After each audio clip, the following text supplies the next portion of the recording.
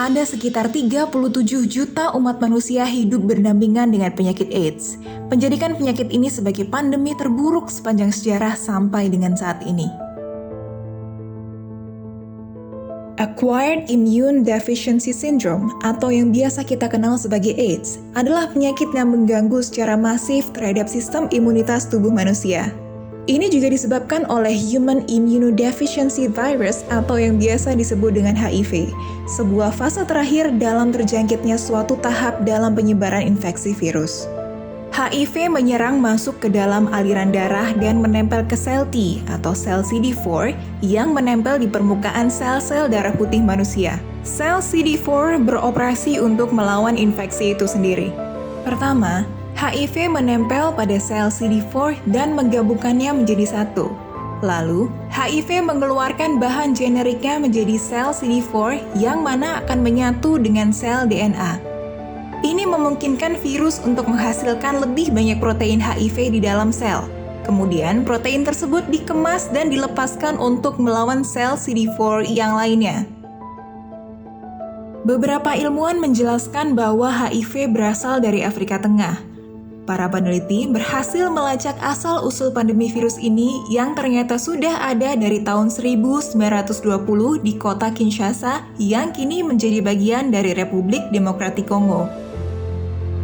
Virus yang sama bernama SIV juga ditemukan terhadap hewan seperti simpanse dan gorila. Sampai sekitar abad ke-20, virus ini bertransmisi ke manusia dikarenakan adanya perdagangan terhadap daging simpanse. Virus langsung menyebar luas dari benua Afrika selama pertengahan 1060-an hanya dengan satu arah saja sampai akhirnya menyeluruh ke seluruh penjuru dunia. Sejak saat itu, 77,3 juta orang di seluruh dunia telah terpapar virus HIV.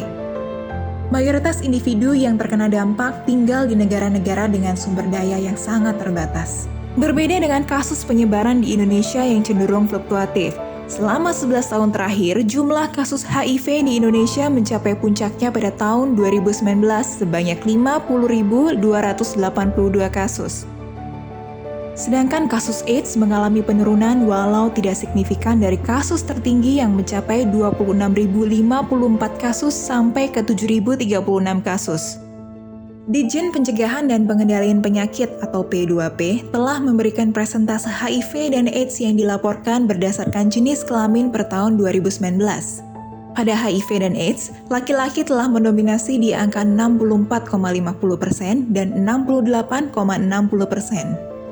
Sedangkan perempuan berada di angka 35,50% dan 31,40%.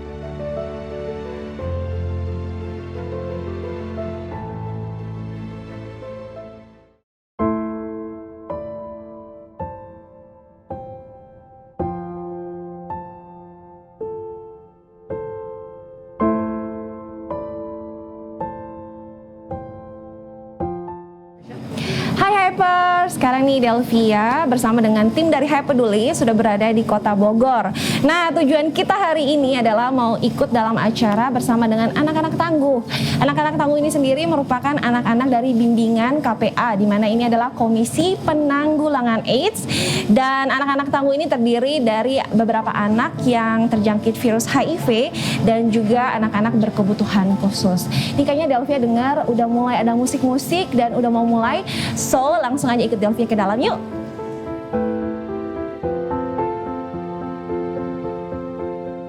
Di Indonesia sendiri sudah ada komisi perlindungan yang bernama KPA atau Komisi Penanggulangan AIDS. Mereka inilah yang akan menjadi relawan untuk merangkul dan memberi semangat langsung terhadap para pengidap HIV AIDS di Indonesia. Kali ini kita akan berdiskusi langsung dengan ketua dari KPA. Beliau adalah Pak Iwan.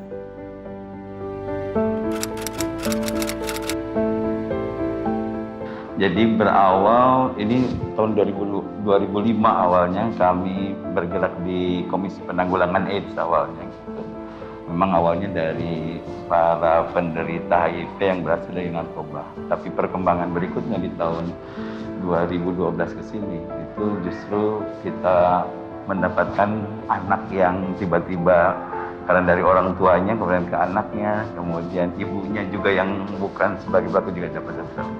didapatkan, ternyata sekarang banyak anak-anak dia lahir dalam posisi HIV positif gitu. Berawal dari situ kita berpikir ini anak-anak posisinya harus tetap tumbuh berkembang seperti layaknya anak-anak biasa. Oke, dia dapat ada virus HIV di dalam tubuhnya, tapi kalau untuk hidup kan bukan jaminan. Jaminannya dari Allah gitu kan. Nah, kami ini mencoba membangunkan motivasi mereka, termasuk juga pelaku rawatnya, yaitu orang-orang tua di sekeliling si anak tersebut, untuk dia terus membimbing.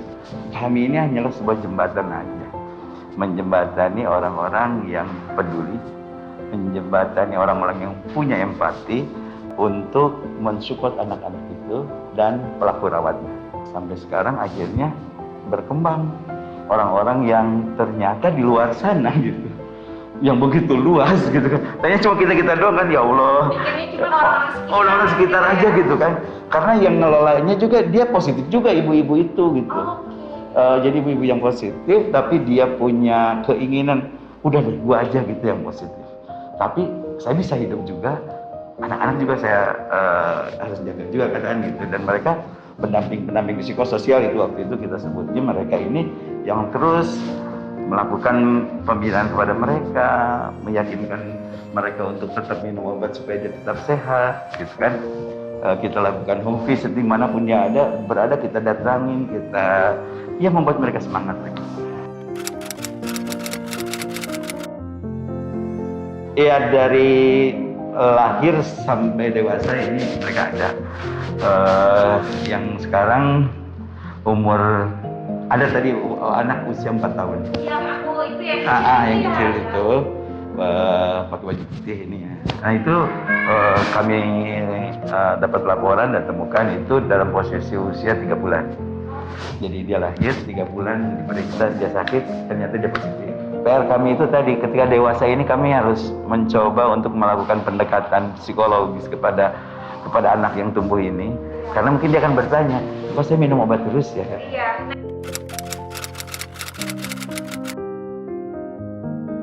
Kadang pertanyaannya sederhana kepada masyarakat itu. Oke, ini ada 2 penyakit yang namanya HIV dan TBC. Dia bilang, takut mana, TBC atau HIV? TBC. Jawaban yang awam itu akan menyampaikan takut HIV, ya kan? Padahal kalau penularan itu lebih mudah TBC ketimbang HIV. Ya lewat udara kan dia, lewat bekas makan. Kalau HIV enggak. HIV itu harus ada yang masuk dulu, ada sentuhan dan salah satunya harus ada positif. Tidak segampang itu gitu. Ya, tapi ketika dia positif, maka pendamping kami bekerja sama dengan rumah sakit akan memperkuat motivasi dia untuk berikutnya dia harus minum obat. Nah, makanya kami ada petugas namanya kalau saya sebutnya pemburu LFU, loss follow up. Jadi orang-orang yang dulunya pernah minum obat kemudian loss dicari lagi untuk minum obat lagi. Jadi setiap pokoknya sekarang dia positif hasil ininya, maka dia harus diberikan pemahaman untuk dia minum obat karena dia harus minum obat seumur hidup. Nah kan kebayang kalau anak gitu kan. Dulu ya yang meninggal yang HIV, yang dibakar kasurnya gitu kan. Padahal nggak ada hubungan. Karena belum teredukasi. Tapi sekarang kita sudah bebas untuk menyampaikan itu HIV dan segala macam. Karena sekarang kami punya di Kota Bogor ini ada yang namanya WPA, Warga Peduli AIDS. Nah ini kader-kader di lingkungan ini yang memberikan edukasi ke masyarakat secara luas. Itu satu sisi penguatan ke lingkungan, tadi yang menumbuhkan well tadi gitu ya, di satu sisi karena kami ini kalau ibarat kaki itu 2 kaki mainnya gitu. Yang pertama menjaga yang sakit jangan masuk ke sini, ada yang kedua ketika yang sakit udah dia sakit aja minum obat ya gitu. Jadi dia tidak sampai masuk ke fase AIDS-nya gitu kan. Nah itu yang kita tahan. Iya, ini berproses ya tentunya. Kita ya mulai dari bagaimana pemerintah juga paham terlibat dan ya dengan KPI itu pemerintah ada di sana. Kemudian masyarakat dengan tadi gerakan warga peduli AIDS-nya. Semua segmen itu harus kita sentuh ya. Termasuk juga pemuka-pemuka agama. Kita datangi mereka. Ke MUI, ke apa itu datang. Ke gereja pun kita sampaikan ini loh HIV. sehingga banyak orang yang akhirnya minimal dia paham, oh HIV itu tidak seperti yang dia bayangkan. Satu. Kemudian, oh ada peluang nih untuk beramal di situ, silakan masuk. Ini loh ada gitu loh. Nah itu yang kita bangun motivasi itu.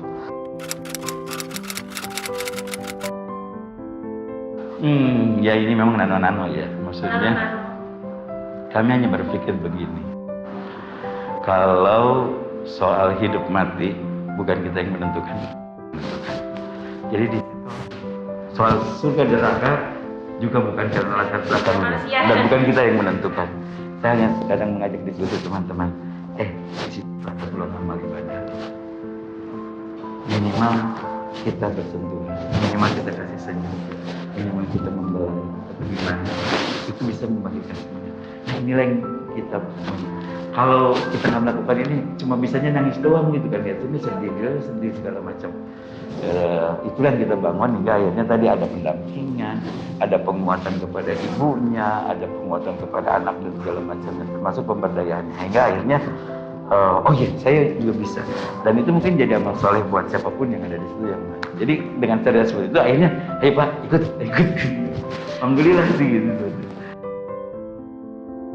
Perlu diketahui bahwa perkembangan HIV/AIDS hingga kini masih menjadi masalah kesehatan masyarakat global termasuk Indonesia. Masyarakat harus terus diedukasi dengan informasi yang benar tentang HIV dan AIDS. Tujuannya agar stigma negatif yang mendiskriminasi ODA dan ADA bisa dikikis secara efektif dan lebih transparan. Kitalah yang harus merubah paradigma negatif masyarakat tentang semua penderita HIV dan AIDS. Mereka harus dirangkul dan diberikan pendampingan agar penularan virus ini tidak meluas dan terus memberikan dampak yang merugikan. Kita harus lebih bijak untuk memberikan semangat kepada mereka bahwa mereka tidak sendiri. Dan banyak pertolongan yang bisa mereka dapatkan secara layak. Semua itu dimulai dari inisiatif dan kepedulian kita. Dan dari kitalah tertuju untuk mereka.